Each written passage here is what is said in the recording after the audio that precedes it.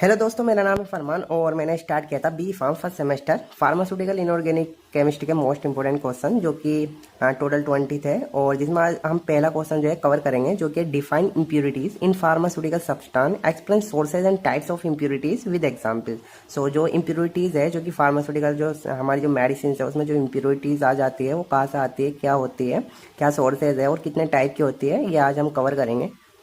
तो जो हमारा पहला क्वेश्चन है वही define impurities in pharmaceutical substance, explain sources and types of impurities with example. So अगर इसकी डेफिनेशन की बात करें, जो इम्प्यूरिटीज क्या होती है, impurities are unwanted chemical that remains with the active pharmaceutical ingredients API or develop during manufacturing, storage and transportation. So impurities जो है वो एक अनवांटेड केमिकल्स होता है, मीन्स ऐसे इम्प्यूरिटीज होती है जो कि हम नहीं चाहते मेडिसिन में, लेकिन वो कहीं ना कहीं से आ जाती है। जो कि जो इम्प्यूरिटीज़ है वो जो हमारी मेडिसिन है उसकी जो सेफ्टी है या फिर उसकी इफेक्टिवनेस है या फिर स्टेबिलिटी है उससे कम कर सकती है जो इम्प्यूरिटीज़ आ चुकी है। और ये कैसे आ सकती है, क्या तो मैन्युफैक्चरिंग के दौरान जब हम उसकी मैन्युफैक्चरिंग करेंगे मेडिसिन की, या फिर उसे जब स्टोर करेंगे या फिर उसका ट्रांसपोर्टेशन करेंगे, एक जगह से दूसरी जगह पहुँचाएंगे, तो तब आ सकती है ये इम्प्यूरिटीज़। तो अगर बात करें सोर्सेज की, सो इम्प्यूरिटीज में कम फ्रॉम जो इम्प्यूरिटीज़ है हमारी मेडिसिन के अंदर, वो उनके क्या सोर्सेज है, कैसे आ सकती है जो इम्प्यूरिटीज़ है हमारे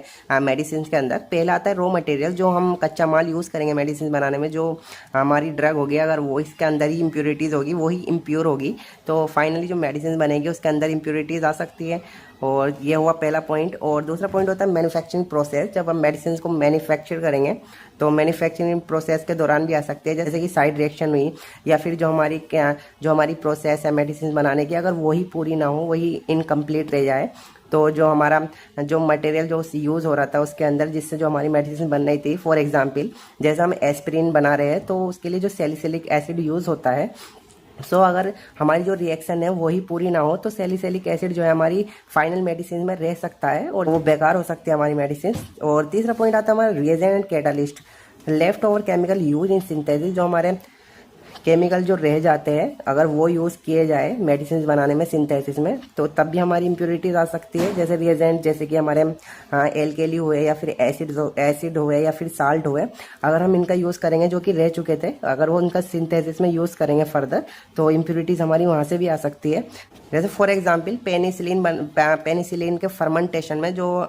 सल्फ्यूरिक एसिड यूज़ होता है, अगर वो वॉश्ड ना हो, मतलब पूरी तरह से वॉश ना हो, ड्राई ना हो, तो वहाँ से जो है इम्प्यूरिटीज़ आ सकती है। पेनिसिलिन के फर्मेंटेशन में जो हमारा सल्फ्यूरिक एसिड यूज़ होता है तो वहाँ से भी आ सकती है, अगर वो पूरी तरह से वॉश ना हो, धुला हुआ ना हो। और फिर चौथा पॉइंट बनता है हमारा सॉल्वेंट, जो मीन्स हमारे जो सॉल्वेंट यूज़ होते हैं, जैसे एल्कोहल हुआ है, ईथर हुआ है, क्लोरोफॉर्म हुए, जो कि यूज़ होते हैं। सो ये जो हमारे जो सॉल्वेंट हुए, इनके जो ट्रेसेस है वो पूरी तरह से नहीं हट पाते हैं, मीन्स ड्राइंग के दौरान जब हम प्योरीफिकेशन करते हैं, ड्राइंग करते हैं मेडिसिन की, तो ये पूरी तरह से नहीं हट पाते, जैसे कि ईथर हुए, क्लोरोफॉर्म हुए। तो पूरी टेबलेट बनाने में जो ट्रेसेस है एथेनॉल के हुए या फिर मेथेनॉल के हुए, तो कुछ ट्रेसेस में कुछ पार्ट्स रह जाते हैं उसके, तो वहाँ से भी इम्प्यूरिटीज आ सकती है।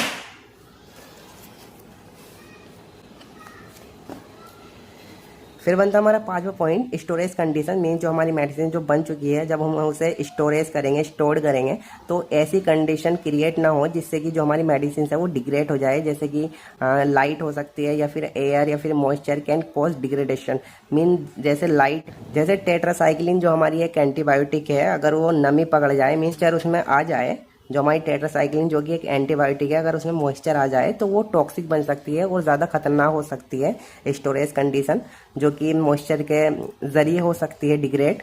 हमारा छठा पॉइंट जो कि कंटेमिनेशन, जो मीन्स हमारी जो मेडिसिन है वो कंटेनर जो हम यूज़ करते हैं या फिर जो इक्विपमेंट यूज़ करते हैं या फिर हमसे खुद से जो है इम्प्यूरिटीज के अंदर आ सकती है हैंडलिंग के दौरान, तो ऐसे भी इम्प्यूरिटीज आ सकती है मेडिसिन में। सो अब अगर बात करें टाइप्स की, इम्प्यूरिटीज कितने टाइप की होती है, सो पहली होती है organic impurities, means form during chemical reaction, by product और डिग्रेडेशन। मीन जो हमारी जो इम्प्यूरिटीज बनती है, जो कि ऑर्गेनिक इम्प्यूरिटीज होती है ड्यूरिंग केमिकल रिएक्शन, जब केमिकल रिएक्शंस होती है तो वहाँ से आ सकती है, या फिर बाय प्रोडक्ट से आ सकती है, या फिर डिग्रेडेशन से आ सकती है। मीन जो हमारी मेडिसिन है अगर वो डिग्रेड हो जाए मॉइस्चर से या फिर एयर से,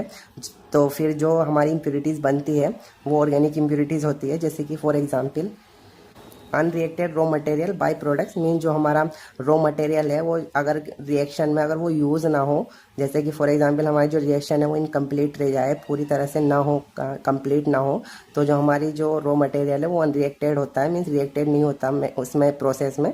तो वहाँ से जो इम्प्योरिटीज़ बनते हैं या फिर बाई प्रोडक्ट भी बन सकते हैं। जो दूसरी होती है हमारी इनऑर्गेनिक इम्प्योरिटीज़। सो अगर इनऑर्गेनिक इम्प्योरिटीज़ की बात करें, come from manufacturing process, catalyst, reagent और कंटेनर। मेन जो हमारी इनऑर्गेनिक जो इम्प्योरिटीज़ है वो मैन्युफैक्चरिंग के दौरान आ सकती है, कैटालिस्ट से आ सकती है या फिर रिएजेंट से जो हमारे एल्केली एसिड होते हैं, या फिर कंटेनर से भी आ सकती है, जो हम मैन्युफैक्चरिंग के दौरान जो कंटेनर्स यूज़ करते हैं वहाँ से भी आ सकती है ये इम्प्योरिटीज़। जैसे एग्जाम्पल की बात करें, जो हमारी इम्प्योरिटीज़ है मेडिसिन के अंदर आ सकती है, जैसे हैवी मेटल्स हुए, लेड या फिर आर्सेनिक या फिर आयरन, ये जो इम्प्योरिटीज़ है ये आ सकती है हमारी मेडिसिन में। फिर हमारे होते हैं रेसिड्यू सॉल्वेंट, जैसे कि small amount of solvent left after manufacturing, means जब हम मेडिसिन मैन्युफैक्चर कर लेते हैं तो स्मॉल अमाउंट जो सॉल्वेंट हमारे यूज़ होते हैं, जैसे कि हमारे ईथर हुए,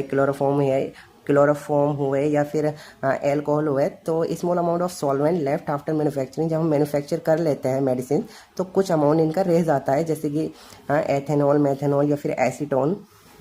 फिर बनता है हमारा चौथा पॉइंट, जो कि हमारी होती है डिग्रेडेशन प्रोडक्ट। मीन जो हमारे जो प्रोडक्ट है वो डिग्रेड हो जाए किसी वजह से, जैसे formed when drug break down due to heat, light, moisture और पीएच। जैसे कि जो हमारी मेडिसिन है वो इनकी वजह से डिग्रेड हो जाए हीट के कारण, या फिर लाइट से, या फिर मॉइस्चर से, या फिर पीएच से हो जाए। जैसे एग्जांपल की बात करें, हाइड्रोलाइसिस प्रोडक्ट मीन्स किसी प्रोडक्ट का हाइड्रोलाइसिस हो जाए या फिर ऑक्सीडाइज हो जाए ड्रग का, जैसे एक टेट्रासाइक्लिन है जो कि एक एंटीबायोटिक है, तो मॉइस्चर से अगर वो डिग्रेड हो जाए तो वो टॉक्सिक बन जाती है और ज़्यादा जहरीली बन जाती है, जो हमारी एंटीबायोटिक है टेट्रासाइक्लिन।